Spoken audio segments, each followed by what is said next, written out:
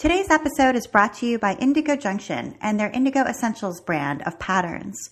With a dressy, casual style that embraces minimalism, Indigo Junction combines uncomplicated sewing with professional detail.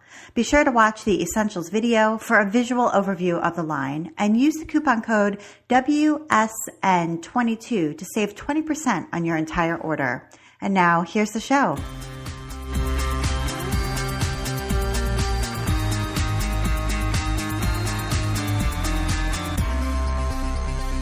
Welcome to episode 83 of the While She Naps podcast. I'm Abby Glassenberg. Today we're talking about quilting and painting and living a creative life with my guest, Melissa Averinos. Melissa Averinos paints, makes quilts, and writes craft books. She won a Judge's Choice Award at QuiltCon 2015 for her quilt Face Number 1 and won Best in Show at QuiltCon 2016 for her quilt My Brother's Jeans. Melissa travels nationally to teach her signature class, Making Faces with Melissa, at quilt shops, guilds, and retreats, such as QuiltCon and Craft Napa.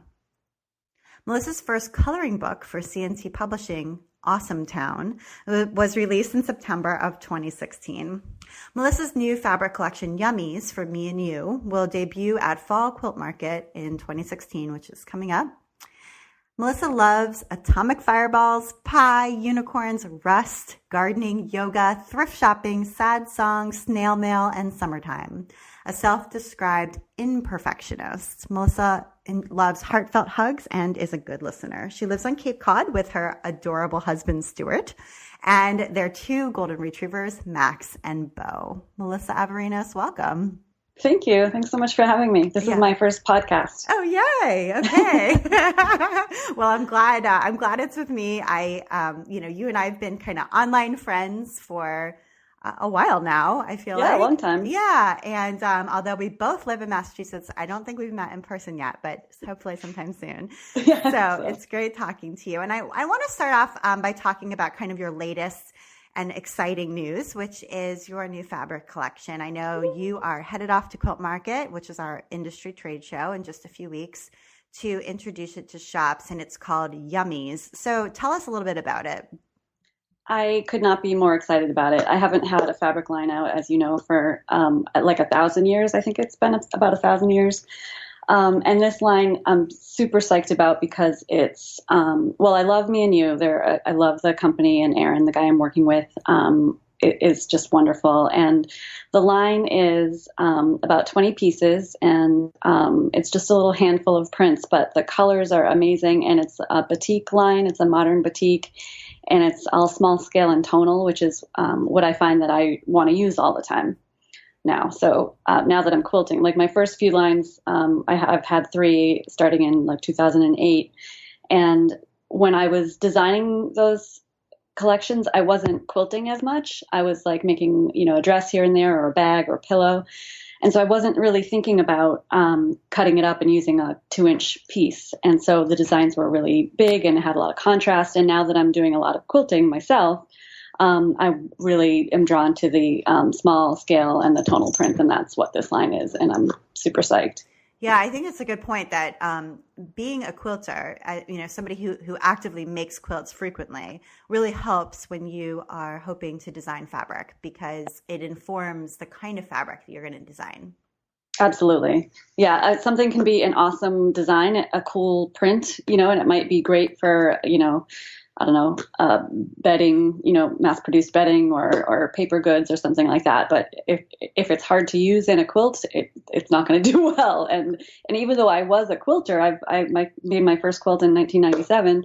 I just wasn't actively making a lot of quilts at the time. So I just sort of like let that kind of slip by me, which seems so obvious now that I'm making a lot of quilts and wanting to use fabric. I even have a hard time using my own previous collections in my quilts. They often end up as backs, Mm-hmm. And what is Me+You? Is that a division of another company? Yes, it's a division of Hoffman. So Hoffman California Fabrics, which has been around for a long time. I think they're in their 4th generation family-owned business. Aaron Hoffman, the guy who I mentioned, is like the grandson or great-grandson of the Maine Hoffman, who started it, and they're really well known for their batiks.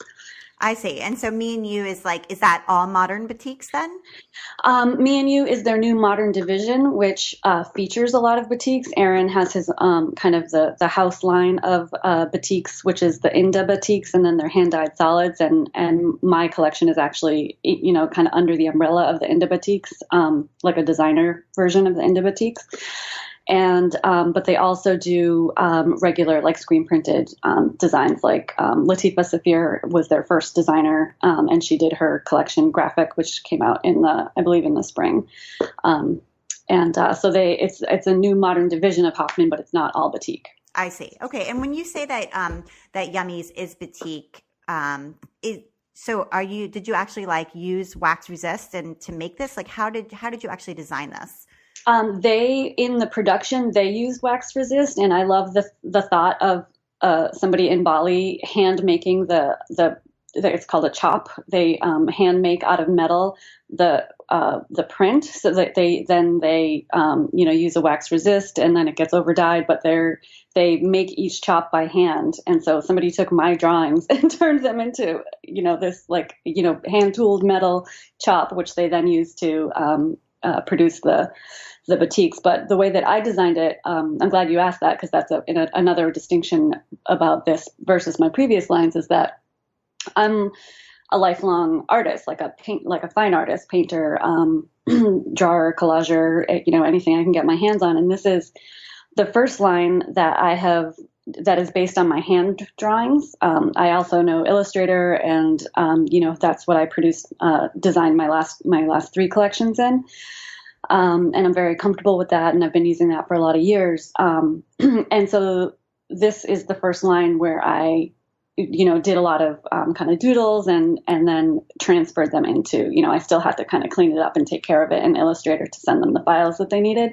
But it was designed with pencil and paper.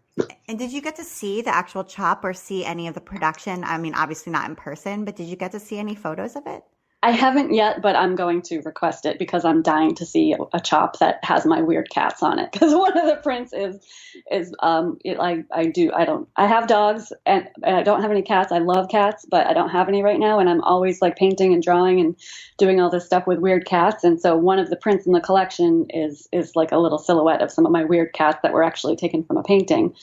And I just am really dying to see that chop with my weird cat that somebody handmade in Bali. But I haven't seen it yet, but I'm hoping that's forthcoming. Yeah, that would make an amazing blog post or Instagram series, just to see the transformation from your hand drawing on paper and then into the computer and then to Bali and then the chop and then, sort of the whole process and then back as manufactured fabric. So. Yeah, absolutely. I've been wanting to email Aaron actually to ask him, can you get a photograph of the chops? And, I don't know when it goes into full production. We have the advanced yardage is coming, for Quilt Market, and then it'll be produced to come out to stores. So I don't know when the full production happens, but right. That's something I definitely want to see. Yeah, that's a great story. So as you mentioned, this isn't your first time designing fabric. Can you tell us way back when, what was the first time that you designed fabric for a manufacturer? Well, I taught myself how to use Illustrator in 2004-ish for my day job that I had at the time. And then I pretty quickly, about after a year, I realized I could do my own work with Illustrator. I had always been a fine artist, as I mentioned, and I had kind of always, I hate to say it, but I kind of always looked down on artwork created on a computer. But I realized I could still do my own style with it. And it was just another medium, and I'm always up for experimenting with different media. So I started to create my own designs and ended up working with a couple of print houses, which are businesses that have a stable of artists where they sell prints outright. So this isn't licensing. It's kind of the opposite of licensing. So you work for them and you're a freelancer and you design a bunch of prints, and then they kind of meet with clients or go to shows and try to sell them. And so I wasn't specifically designing for a manufacturer in particular at that time. I was just doing a lot of designs, and several of the designs were picked up by places that ended up turning them into fabric, like actually Robert Kaufman, one of a print that I think might this is like the one that got away. I think this might still be in production, is the confection line by Robert Kaufman that came out in, like, I don't know, 2006 or 7 or something like that. It's got these really cute cupcakes and cherries and circles on it. And that was the print that I designed, and my the print house sold it to them, outright. So I got, a percentage of that, but not a royalty, which is heartbreaking, actually. Yeah, especially if it's still in production, because that's super rare that a fabric line is in production for that long. Yeah, I don't know if it technically is, but I still see it in, fabric stores. So, and then Victoria's Secret actually bought several prints of mine and produced 2 pairs of pajamas, or 3 pairs of pajamas with my prints. So they were being used for fabric before I really approached quilting fabric manufacturers. But when I did that, so those were all like 2006. And then when I decided I wanted to get into quilting fabric, I think I pitched my first line in 2007, and that was to Free Spirit, and they picked it up. Okay. And what was that line called? That was Sugar Snap. Okay. So that came out, and then did you switch to a different company after that first line? I did. Okay. And was that Andover? It was. Okay. And that was Swoon? That was, yes, Swoon and Dazzle came out with Andover. Okay, and Dazzle. All right. And then there's been this long gap, right, between that. So that was what, like 2007, 8, somewhere in there? Yeah, I think the last fabric lines might have been like 2010. Okay. Maybe 12. Okay, so it wasn't such a long gap as I was saying. Yeah, it's been like 4 or 5 years, right? Which is like 1,000 years in fabric design. Well, that's true. So what happened in there? I mean, was it because you felt disillusioned, or was it because of something else? Was there a reason that sort of did you feel like it's fizzling, or did you feel like I can't do this anymore, or was it like they don't want me anymore? Like, what was the problem? Like, what happened in between?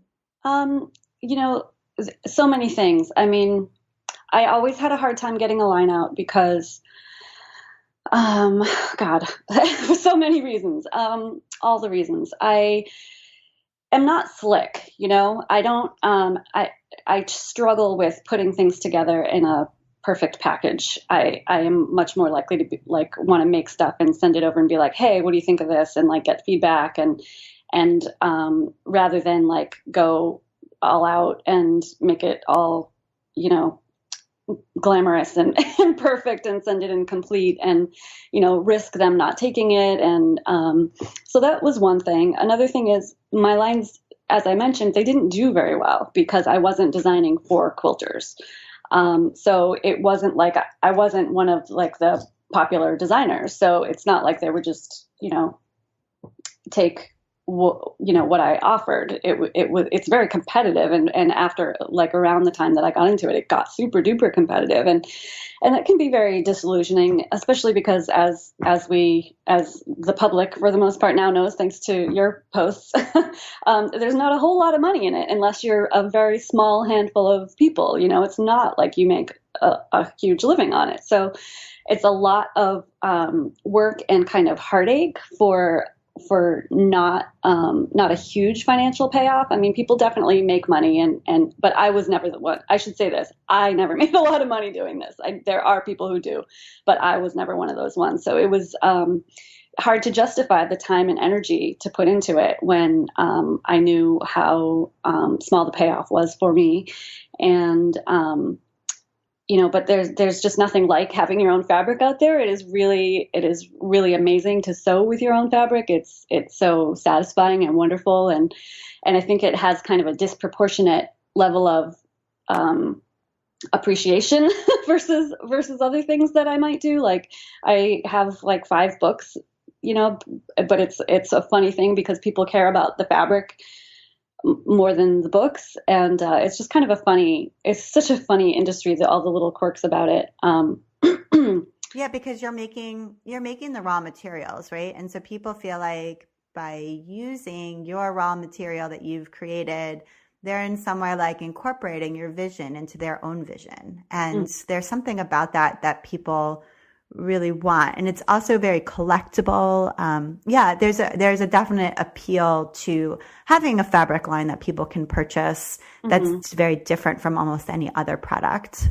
Yeah, it's really interesting, and I talk to people who want to get into it, and and even when they know what the money is really like, it's like you can't talk them out of it. And I know you probably couldn't have talked me out of it when I was first wanting to get into it. And it's just kind of this interesting thing. And you had asked why I had, why there was such a break. So that was one of the reasons. So it was hard to, justify for that reason. But then there was also, I've struggled with depression my whole life, and it's well managed now for the first time in my life in the last couple of years. But so during that whole time, I was pretty severely depressed. And so I'm kind of amazed that I got any of the stuff done that I got done, all those books and the fabric lines that I did get out and whatever other, things I've managed to do is kind of, I look back and I'm like, how in the world did I get that done when, I was just trying to get through every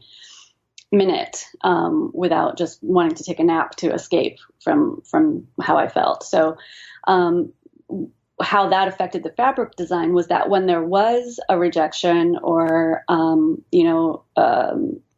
of dealing with what can often feel like a popularity contest among the designers or in the industry, not necessarily between the designers, but in the overall industry, it can feel that way.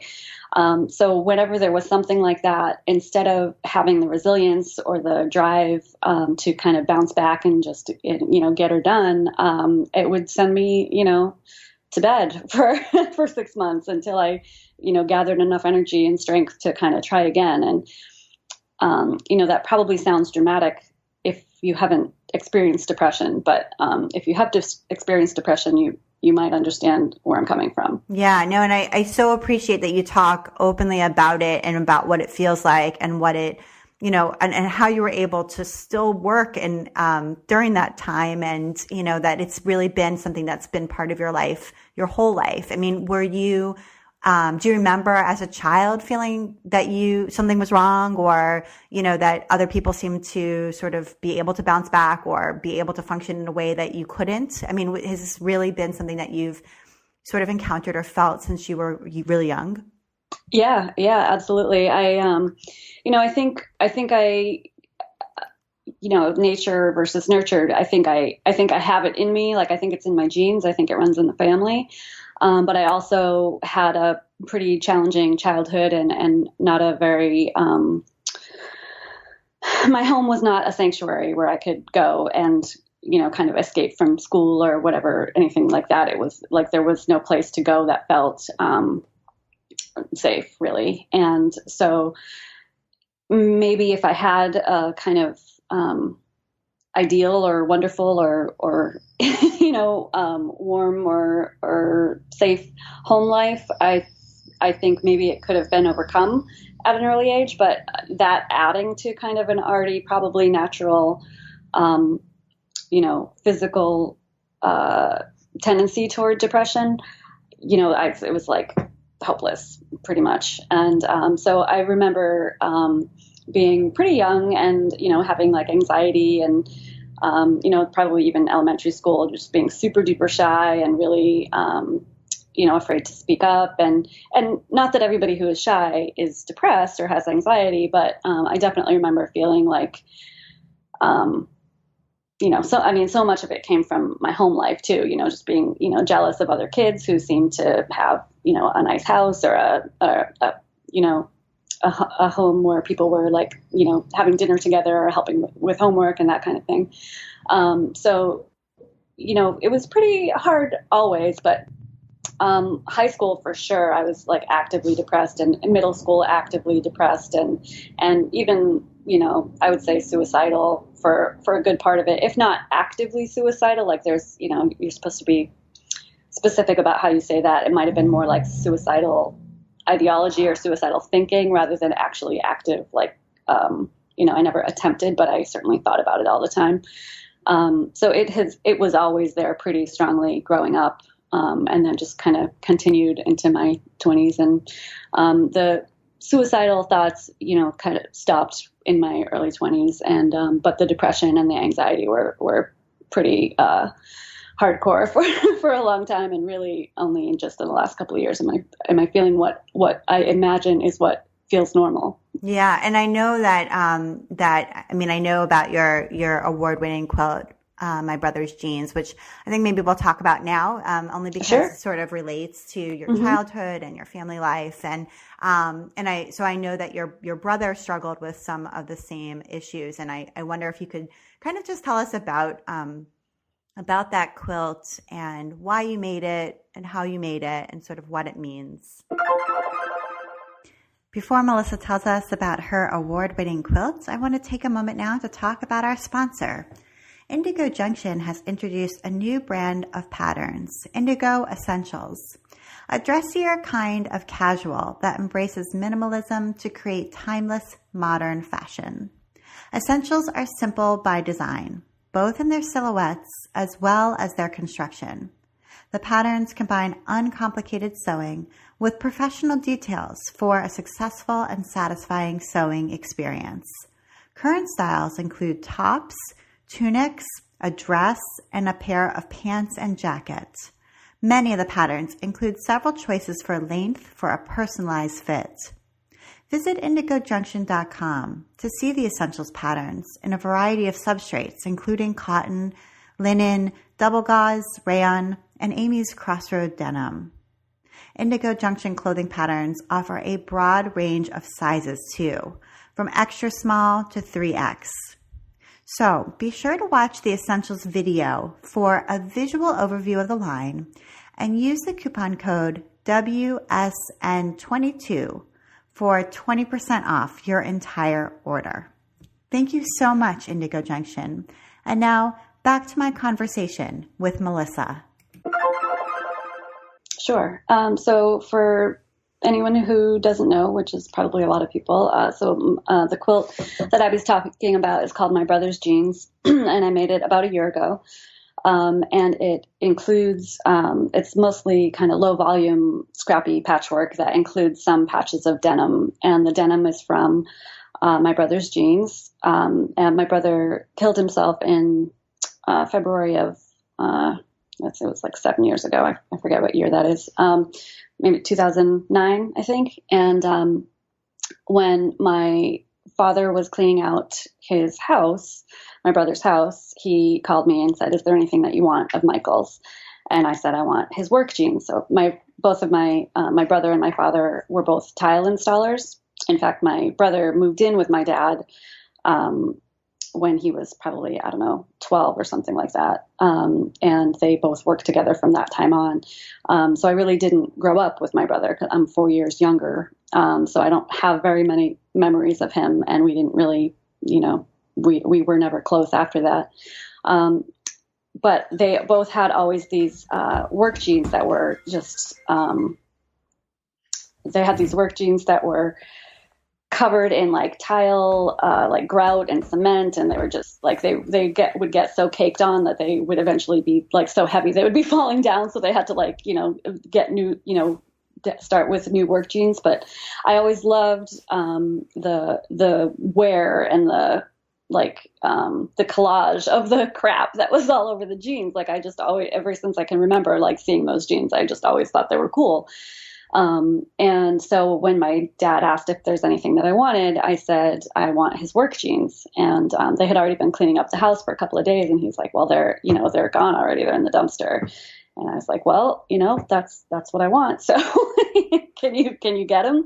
And so, my dad, dumpster dove for the jeans for me. And, I put them in a bag and just hung on to them. I didn't really know what I was going to do with them. I just knew that at some point I would make something with them.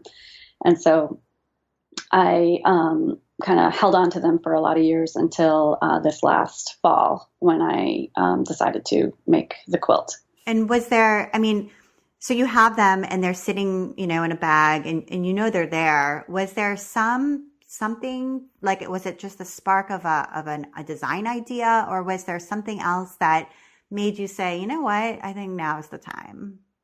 There was actually a spark. So I do long arm quilting for clients. And one person found me where she was recommended to me, a local woman who's, she had a quilt top that she had made with her son's clothes and after her son's death. And she didn't say why he died, but he was young. He was like, I don't know, 18 or 20 or something like that. And not always, but very often when you hear somebody say that somebody young died and they don't say why, like he died in a car accident or he died of cancer or he died of this or he died of that, very often it's drugs or suicide. And so I just sort of had a feeling that it was suicide. And so I told her, we were on the phone and she was telling me that she had this quilt that was, kind of a remembrance of her son. And I told her that I had clothes that were my brother's. And I meant, I said he killed himself, and just to sort of give her permission to tell me about it if she wanted to. And she said that that was what happened with her son. And so then she was even, she was really glad that I was the one who was going to quilt her quilt. And I was really honored to do that for her. And I was really glad that I was going to do it because I did have that experience.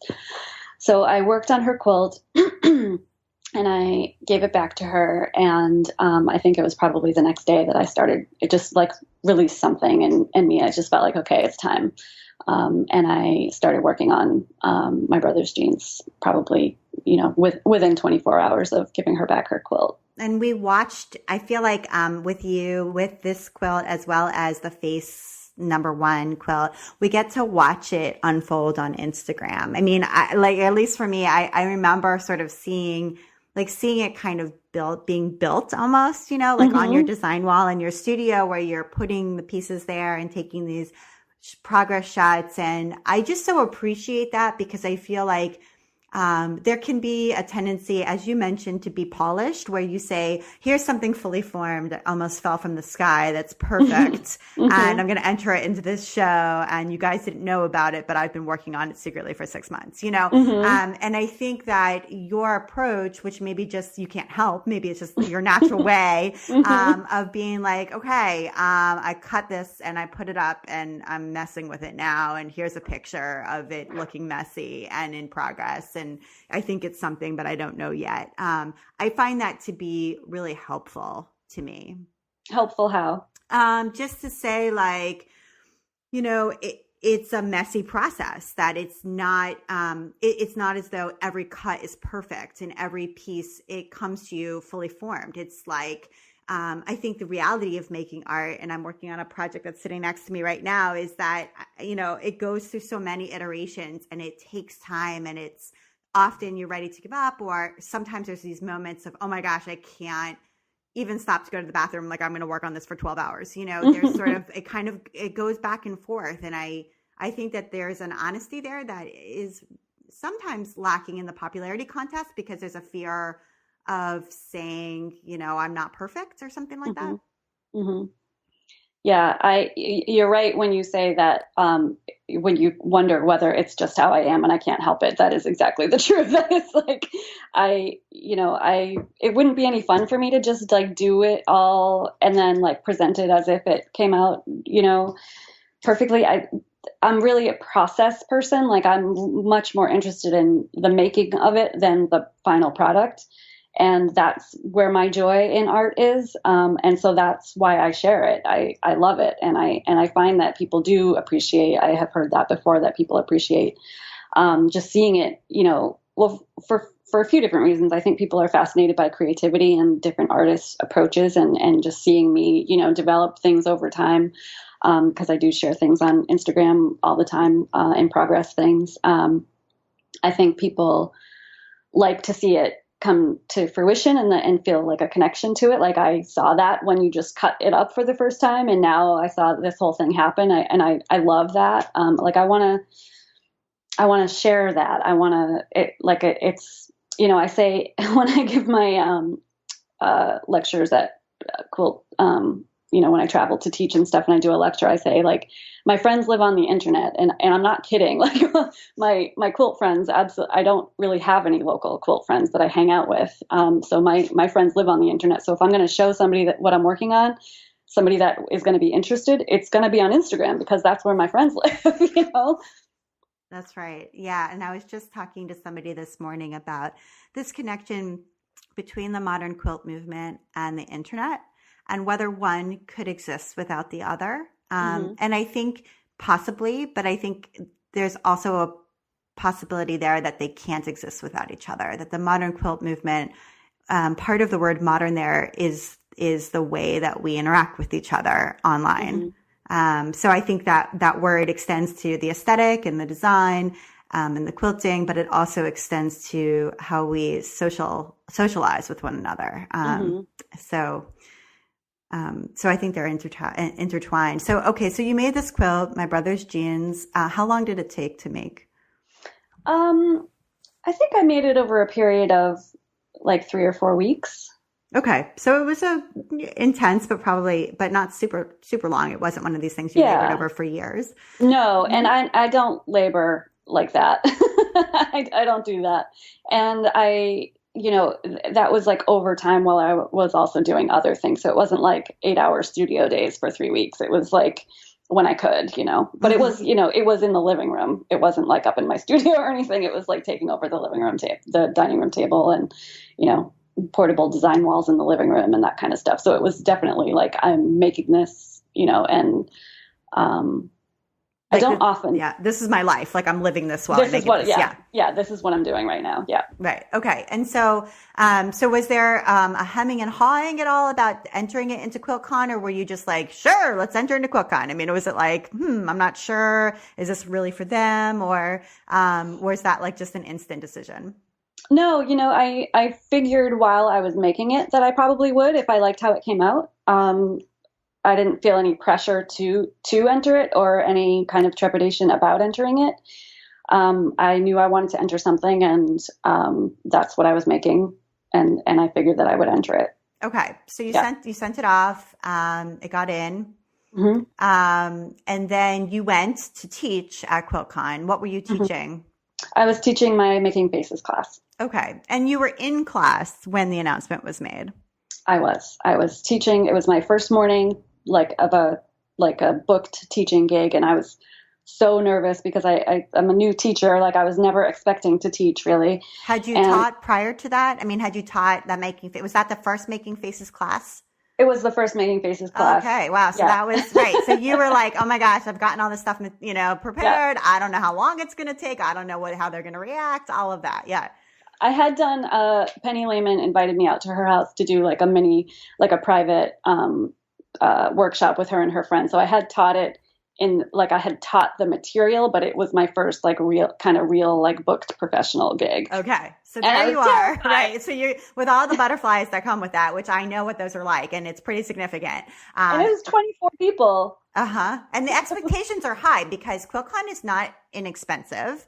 Right. And many people travel quite a good distance to get there, adding to the cost, and they are there to learn from the best of the best. And so that's pressure too, right? Like there's oh my God, are you kidding me? Totally so much pressure. Yeah. I was terrified. Yeah. Plus, I mean, just like talking in front of 24 people, about anything is terrifying to me. So, so I was pretty nervous and I was, we're from New England, so I'm just going to say it. I was wicked nervous. Okay, so somebody comes in and tells you, guess what? Yes. So Andrew, I think it's Andrew Joslin, who came in and was kind of hovering by me, which I didn't realize because I had finally, it was maybe an hour into class. So I had finally, I'm super like I said, I'm not polished. So when I'm giving a talk and I'm nervous, I'm like, you guys, I'm wicked nervous. Please smile at me. I hope I don't cry and run away. So I'm like, I finally hit my stride and, was starting to breathe and calm down and not be blushing and sweating anymore. And Andrew's there hovering and I turned to him and I'm like, whoa, hey, what's up? And he was because he was he was right there and obviously wanted to talk to me. So I'm like, oh, what's going on? And that's when he kind of turned to the room and said, I'd like to make an announcement. And that was that your quilt had won Best in Show. And so I want to talk a little bit about sort of what happened after that happened, because that's when that happens to you, you can't help but sort of look to that moment as a turning point maybe in your life and certainly in your creative career, right? Like this is, I would say at least a premiere show, and probably in the world, certainly in the United States at this time. And and they've chosen your quilt as like, you know, the best one. So, right. I mean, that's really what it is. I mean, there's other really, you know, prestigious shows and there's other prestigious awards in this show, but this is the best in show. So that's a pretty big deal. So obviously that weekend was just this, you know, fabulous moment, but what happened when you got home? Yeah, so it was amazing when I was there. I felt really, I felt like a princess. Like I said, I've never been that girl, you know, and it was incredible. It was, the best moment of my life, really. I wish my husband had been there so that I don't feel guilty when I say that, but, it was incredible. I never saw it coming in a million years. And, you know, I know that not a show quilter, you know, I'm not a perfect quilter. I don't do anything perfectly, or the right way. And so for me to win Best in Show was shocking and, amazing and wonderful. And, it was a fairy tale. It felt incredible. And, so, you know, that happened over, you know, that was like Thursday and Friday. And so over the weekend, and then I came home and I was like on cloud nine, you know, and as I started to kind of integrate back into real life, you know, the cloud nine was getting to like cloud eight and cloud seven. And I just like, I just kind of wanted to like recapture that feeling. Cause it was just so incredible to be around like my people and, to have that sense of like appreciation and feeling kind of validated. And it was just incredible. And I was like, oh, you know, it's been a few days since, you know, QuiltCon or 3 or 4 days or whatever. And so people are probably starting to blog about it. You know, I'm going to take a look and see what the recaps are and just kind of try to, continue the feeling and the experience of QuiltCon because it was so amazing. And, so I searched like QuiltCon, blog. I don't know what my exact search terms were, but, I was led to a couple of blog posts that were pretty, it was just awful. To be honest, it was awful. There were people who were saying pretty awful things about my quilt and maybe about me and my quilting personally. I don't really remember because I read a little bit and then I ran away. I wanted to keep reading and looking for more, but it was pretty devastating because like I didn't know that happens. I now know that happens no matter who wins, no matter what quilt wins, no matter how perfect the quilt is or how many people love it.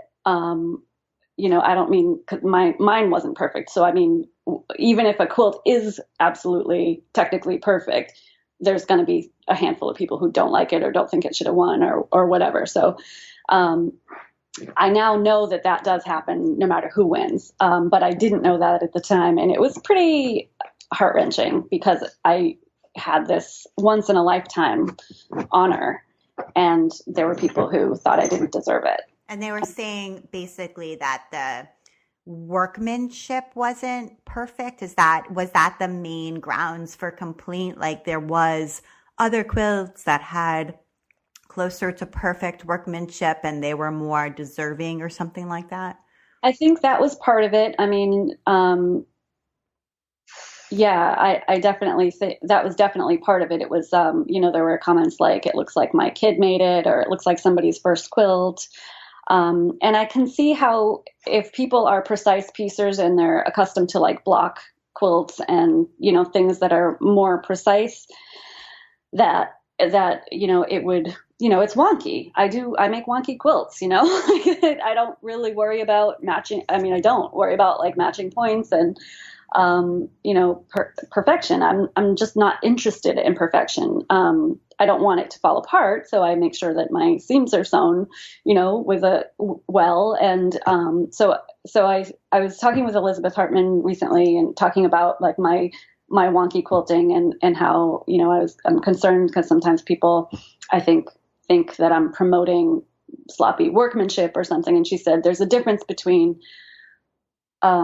a lack of precision and bad workmanship. Like they're not the same, which was really helpful to me. Like that made me think about it in a different way. Like, so my quilt isn't going to fall apart. So that's good workmanship, but does it have a lack of precision? Yeah. Cause that's my style. So there was the workmanship comment, and then there was is this modern, like it looks old fashioned kind of comment. There was and was there a comment around like, oh, she only got this award because it's about the story of what happened to her brother, kind of deal, like the story was what got them and not the quilt or something like that? Yes, absolutely. I think there was an assumption that was the case. Right. And that's also really hurtful and hard to hear. Really, I mean, really honestly, that's really hard to swallow. Yeah. And that also turns out to be not the truth. I've talked with two of the judges in person about it, and that they didn't even look at the description until it was down to 2 quilts for best in show. So it wasn't, it had no bearing. Right. Right. So, I mean, I think, again, I just think it's refreshing to hear. Like, I think that when you're in the public eye, and this was a moment when you went, you're an unknown person in the industry, but you really went from being kind of one of many to being in the public eye in a very particular way. And whenever that happens, people are going to say things that are negative. That's part of what's going to happen. And how to handle that and how to integrate that into your experience of the day and how to move forward afterward. Sort of, what do you make next? You know what I mean? It's hard. I think that's hard. It's really hard. Yeah, it was, now that I'm talking about it and I'm kind of reliving it and thinking about how it felt. And I was totally unprepared. Like I said, I didn't know that happens to winners. I didn't know, no matter what, that's going to happen, or to like be prepared for that. But I'm also a, really sensitive person, and am not used to being in the spotlight in any way. So to be able to kind of shoulder that kind of criticism that feels very personal, does not come naturally to me. Like, I'm not the, let it roll off your back kind of gal. I'm like a take it to heart and, cry for an hour kind of girl. Right. And then, okay, but a lot of other really positive things I think happened afterwards. So there was the immediate afterward of reading these blog posts and processing what this really means. But then afterward, I feel like there was some really good things that happened and were turning points for your, when I say a turning point for your career, it really was a turning point for your career, I think, and leading to new opportunities. And one of those is teaching. And that was your first class, the Faces class, your first one at a professional gig, as you said. And now I feel like you are going all over the place and flying here and there and teaching at all of these different guilds and doing quite a bit of that. So what has that been like? And do you feel like in some way those opportunities were a direct result, or were they a result of something else? I feel like definitely once I got after a few months, I got over that thing about, what happened right afterwards. And I feel fine about it now. And so I have been able to kind of reflavor the wind back to like its original form. And so I just feel amazing when I think about it now. And I feel like that some things perhaps came from the win, but I feel like I was sort of already at QuiltCon teaching when I won. So that was already kind of starting to be in place. I feel like more than anything, the thing that has made me sort of seem like I've been able to get some momentum, or not seem like it, but finally be able to get some momentum going, is the depression being managed. Because, if I had still been depressed when all that other stuff happened, I may have just like disappeared, like I'm out of here. Like, this is not nice, but I do feel, one of the thing I've read somewhere, I can't remember where, who said it, but that depression, there's so many things about depression, but one of the ways you can define depression is a lack of resilience. And I have definitely felt that in my life. And so I feel like I'm just more resilient now. And so I think that finally getting the momentum going of all the things that you're starting to kind of see the fruits of now, like the new coloring book, and I'm working on another book, and the fabric line finally, and traveling to teach and all that stuff. I feel like that is all coming from me finally. feel like I have a second chance at life now. I feel like I had always been like trying to just claw my way out of this deep, dark hole, and managed to do some things like fabric lines and books and that kind of stuff, which is still, like I said, like a miracle to me that I was able to do that while I felt that way. But now I feel like, it was like about a year after I started to feel better when I was like, okay, like I could have a real life now. Like everything before was just trying to get by, just trying to survive every day. And now I feel like I can think about like my future and make real plans and try to follow through on things where it just wasn't an option for me before. So I think when you say your depression is managed now, is that through medication, or is it through a mixture of medication and other things? I've been wanting to talk about this for a long time now, and it's in the process of writing a blog post about it. I've never been public about what that change has been.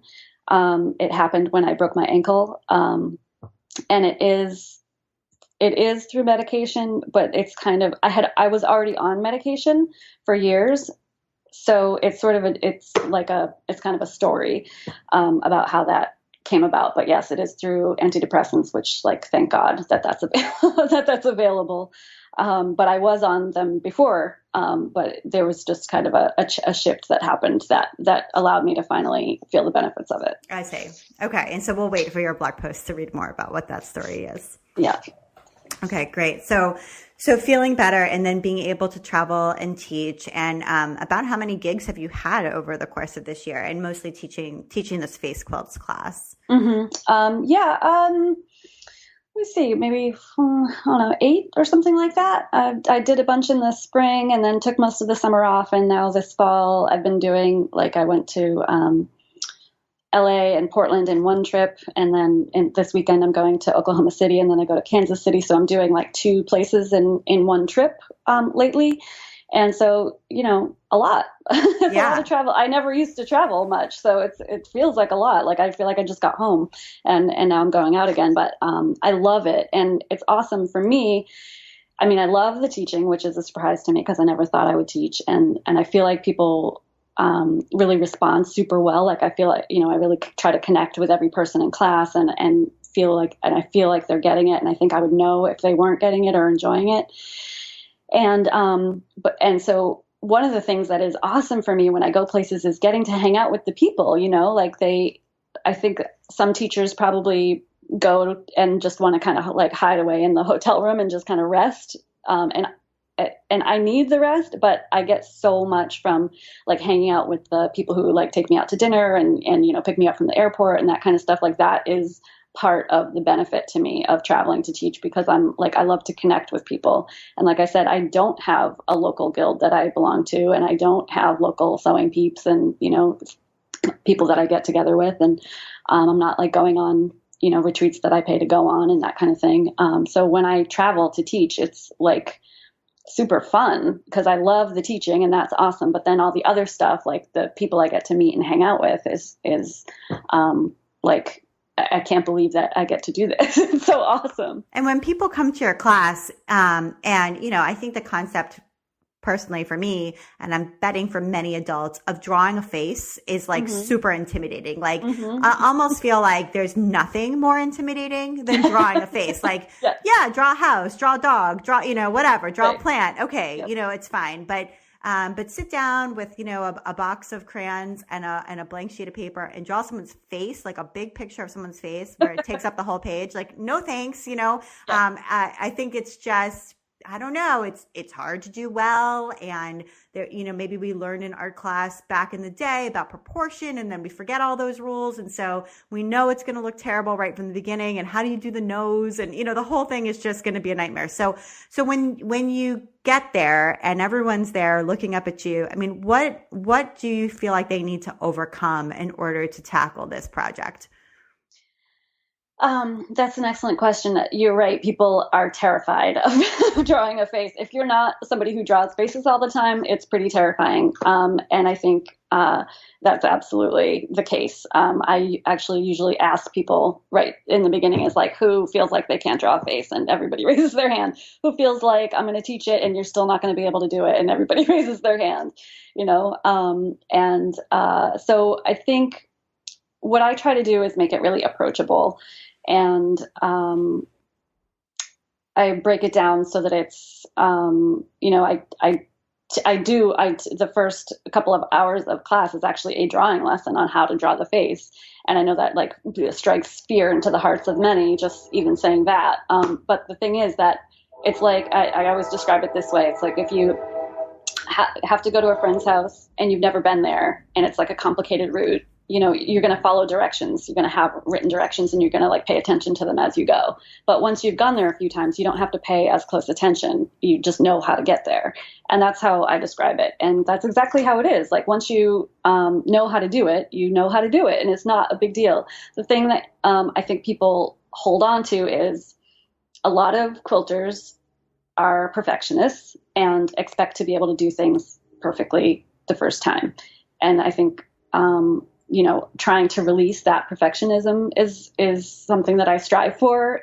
I don't struggle with that myself, but I try to impart that in class. Like that's one of my main messages is like, it's really hard to get to the good stuff if you won't do the crappy stuff. Like you have to do a lot of bad drawings before you get to the good drawings. You have to be willing to, I actually even say this in my booklet, like you have to be willing to suck at something in order to be good at it. And I think that the kind of stuff that's freestyle, that isn't a super precise pattern that you can follow and match perfectly and get the perfect result, is terrifying to a lot of people. And that's why I think a lot of people take my classes to do something outside of their comfort zone. I don't think a lot of people necessarily think they're going to go on to make face quilts. I think the feedback that I get is that people want to take it because it is so outside of what they normally do, and they want to learn how to not be so precise, or learn how to do something that scares them, or just see my process, or just do something that's totally different to kind of shake them up. And I find that that it is what a lot of people get out of it, is that it helps them to be freer. People come in saying like, I'm a pattern person, like, and I like to plan things out and then execute. I don't know how I'm going to be able to do this. And then they're doing it, and they're doing a great job, and they're having fun. And I think, I hope it's because I make a safe space for people to do that. And it's like, nobody cares if this is good or not. This is practice. Why would you be perfect at this? I've been doing this my whole life. Like, why would you be able to do it like right away? It's more of a, like I said, the process is the thing. And it reminds me, there's some resonance there with Sherry Lynn Wood's work and her approach, which is to say like, no rulers. Mm-hmm. And imperfection, and sort of intuition, and following your own sort of inner sense of the way things should look without a plan. Yes. Not that there aren't boundaries, because there are these boundaries, like but within those boundaries, there's not a specific plan, which would be a block, for example. Mm-hmm. And that's another reason why I discourage people from trying to emulate a photo. Like I often get messages like beforehand of like, oh, I haven't decided what picture I'm going to use to do my face on. And I'm like, actually, I want you to just make one up. Like, I'm going to teach you how to just make one up. And that is, trying to do one that is based on a specific person is like a recipe for sadness. Like, why would you do that? Like, if you don't already know how to do that, that's like advanced stuff. And actually, that's not even interesting to me. Like, a lot of people recreate photographs, and I mean, it's cool to be able to do that, but I'm not interested in doing it myself. Like, I'd rather just make something up. And so that's what I'm like, I want people to do in class is feel and I think it's a lack of confidence or maybe a lack of experience in doing that. But the no rules or minimal rules, and trusting your intuition and finding your way, like, when someone's like, is this right? I ask them, does it look right to you? Like, what do you think? And have you tried doing it this way or doing it this way? And it's just I can't believe how much I love it. I'm all excited talking about it. I just love it. I love it so much. And where do you feel? And I think we've talked about this. I think we were texting about this maybe like a year ago. But where do you feel about this sort of conversation between modern quilts and art quilts, and there's sort of these traditional quilts, and I get the feeling that those divisions or definitions sort of irk you to a certain degree. Yeah, well, they can be useful in that, like, if I went to I'm much more likely to travel to go to QuiltCon because I know what kind of quilts I'm going to see there than I would go to a traditional quilt show, because I'm not really interested in a lot of the quilts that I see at traditional quilt shows. So it's helpful to,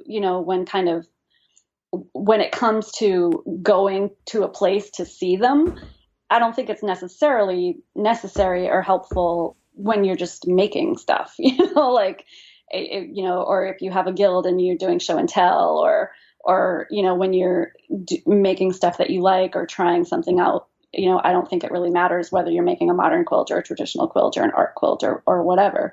I think those kind of definitions come into play when you're talking about submitting to a quilt show. You need to know what they are accepting and what they're not accepting. Like, I wouldn't submit a traditional quilt to an art quilting show. It doesn't mean that traditional quilts are bad. It just means that that's not what that show is, So, but it does get tricky when, if those distinctions make people feel bad about their work, then that is sad, because art is amazing and art is the best thing, and I want everyone to enjoy it. And I do it out of just love, love of making stuff, love of experimenting, love of the material. And I want art to be joyful. And if thinking about whether your quilt is modern or art quilt or traditional takes the joy out of it, then that sucks, then that is not helpful. But I think it really only should come into play when you're talking about, like, submitting a show, or when you're looking at, like, a show that's describing itself. Like, if a traditional show is saying, like, we don't have art quilts, or we have an art quilt section, a category or whatever, like, that's helpful to know because you're paying money to go see something. But when it comes to you and your friends hanging out making quilts, or you in your studio making quilts, I don't think it means a thing. Right. Yeah. It's helpful as a broad reference, sort of almost like a symbol of generally what this is going to be. Right. And in that way it's helpful, but maybe at least in your view, like, maybe that's really the only way it's helpful. So, yeah. Yeah. When it comes to what work you're making, what work turns you on, it doesn't matter. Like, just make the work that you want to make. And then if you want to show it where that work is shown. Right. Exactly. And I want to make sure we get to your recommendations, because you've got a couple of really good things to recommend. So if you don't mind, we're going to just turn to those for just a minute. And the first one that you wanted to recommend is a book, I think, by Linda Berry. And I love Linda Berry. And I feel like Linda Berry got me through high school. Linda Berry and Sassy Magazine, those two things together, I'm not totally sure I would have survived high school. I love Sassy Magazine. Yes, Sassy Magazine. Oh my God. I would still read Sassy Magazine. Every day. I would too. I have every issue that I got in high school, and I read all of them multiple times, and Linda Berry as well. So this book, though, is called 100 Demons. Yeah, so I was coming up with my list of things to recommend, and actually it's really anything by Linda Berry. I was trying to be specific because I assumed that you wanted a specific thing, but like anything by Linda Berry. In fact, I think What It Is might even be more the thing. That's the name of a book that she has that I love. But anything by her is awesome. She's this awesome cartoonist. I think she went to school with Matt Groening of The Simpsons, or she's like a contemporary of his anyway, a friend. And she just writes these awesome comics that are hilarious and heartbreaking, which is like so my jam. And she does she has one called Syllabus, which is, I think, on writing, and she does some stuff that's like visual journaling and kind of memoir stuff. She's just like super creative and really funny and heartbreaking and honest. And I just love her stuff. Any of it. I love it. And I can see the resonance in your work in that it's also imperfect. You know, the way that she draws, you know, the people in her cartoons are often sort of like hideous in a certain way. You know what I mean? They're like, you know, and they also kind of look quickly done, even though they're very carefully done. But there's something about them that looks like they were done fast. And also they're sort of horribly ugly to a certain degree, but like in the best possible way. Anyway, so I saw her speak maybe 2 years ago here in Wellesley, and she's hilarious in person as well. I've never seen her in person. And she also, have you read Cruddy? I haven't read Cruddy, no. It's her one of her novels, and I haven't read it in a while, but it's like, so, I mean, I just so resonates with like crazy childhood, weird sadness kind of thing, you know, like she just writes this heartbreaking story, but the way she writes is just so funny. So yeah, I recommend. So that's another one to check out. That sounds like something I would like to. Okay. And then you had one other that I wanted to make sure we talk about, which are these micro fine glue tips by Sharon Chamber. Mm-hmm. Yeah, I use those, and you can get them through Christy Fincher, Sharon Chamber's daughter, at Purple Daisy. It's this like super duper fine glue tip that screws onto like an Elmer's glue bottle, and I use those in my when I'm doing the Riage applique. And actually, I was just using them for.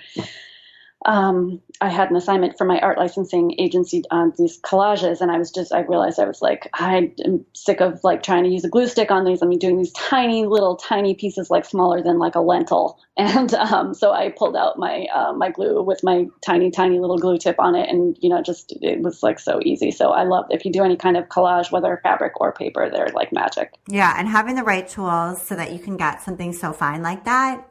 You can struggle forever, right? Like dipping a toothpick in there or something and trying to do this. And it's like, God, don't do it. Just go get this, because they're not that expensive. And and I know tons of people rave. I don't actually own one, but I know tons of people rave about them. And it's been recommended on the show in the past. So if you do applique or collage, you know, just go get yourself some. Absolutely. Yeah, you'll be happy. So, so Melissa, if somebody wants to get in touch after listening to the show, what's the best way for them to reach out or follow you? Can follow me on Instagram. It's just Melissa Averinos. Or they could email me, melissa@melissaaverinos.com. Perfect. And thank you so much for taking the time to be on the Wall Street Naps podcast. I really enjoyed talking to you. Thank you so much. I'm psyched. And like, my first podcast experience was awesome. Thank you so much. Okay, that makes me feel good. And you've been listening to the Wall Street Naps podcast. I'm Abby Glassenberg. Visit my blog, wallstreetnaps.com, where you can sign up for my email newsletter to get the best in sewing and blogging and small business delivered right to your inbox each week. And thank you to today's episode sponsor, Indigo Junction, and their Indigo Essentials brand of patterns. Think of the Essentials line as building blocks to creating a chic and comfortable wardrobe that is simple by design. Be sure to watch the Essentials video for a visual overview of the line, and use the coupon code WSN22 to save 20% on your entire order. Thank you so much, Indigo Junction. And if you enjoyed this show, tell a friend about it. Thank you so much, and I'll see you next time.